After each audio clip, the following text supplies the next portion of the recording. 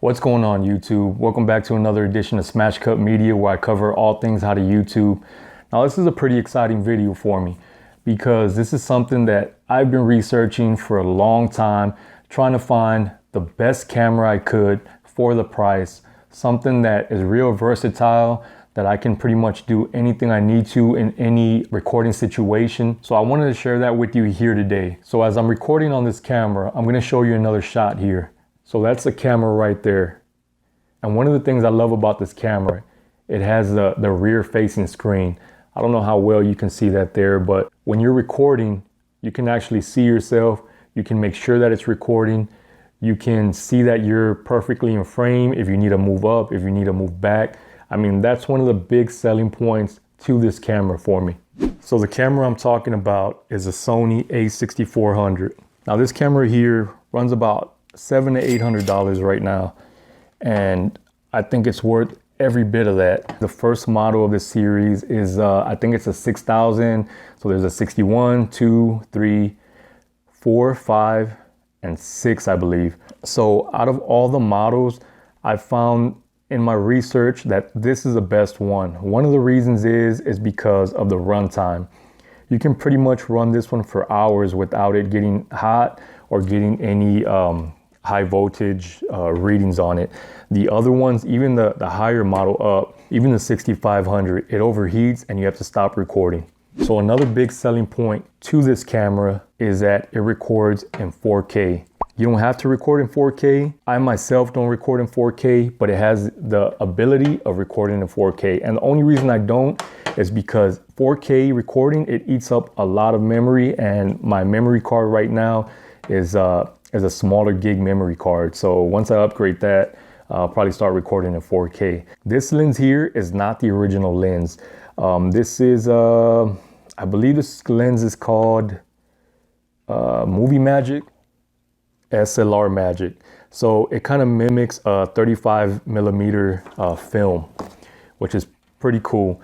The original lens it comes with is just called a kit lens, and it's less than half this size, so it's really compact. Another thing this camera has is autofocus. So why is that so important? So if you're recording by yourself and you set the camera up on a tripod, a lot of times, especially with the DSLR, it's gonna kind of go out of focus. So this one, no matter where you move, it's gonna keep you in focus. If you move to your right, if you move to your left, it's gonna keep your face in focus. A lot of other cameras are not gonna give you that. They stay fixed on one position. Even if you move forward or move back, it's gonna keep you in focus. Bluetooth compatible.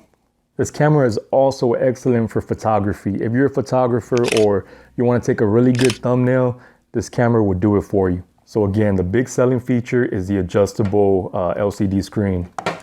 And this has a really good depth of field. When I didn't know anything about recording or shooting, I just thought any camera, you should be able to do this depth of field. If you see some of the bigger YouTubers, if you see their video quality and it's just like, man, how do I get that video quality? Well, with this camera, you can definitely do that. I really won't go through all the options and features of this camera, but I just wanted to share with you, if you didn't know which way to go as far as a YouTube camera that can handle everything you throw at it, whether it's something you have to set up on a tripod or it's something that you're gonna go out and shoot, this is it right here, because it's not heavy. It doesn't have a big footprint. You can throw it in a small little bag and be discreet about it. And it has really good quality. Before this one here, I bought this DSLR right here, this Canon. And this Canon, it just didn't work right. I don't know what it was. I just couldn't get it to focus right. So if you see some of those YouTube videos, so maybe a little bit of the older ones, they were using DSLRs. Some people still prefer DSLRs, but you can tell when it kind of goes out of focus, then in focus. That's what this camera was doing, and it was doing it a lot, to where I just had it on a tripod. I wasn't even trying to focus anything. I just had it on me and it was just unfocused and focused. I don't know what it was looking for, but this DSLR is not the camera for YouTube.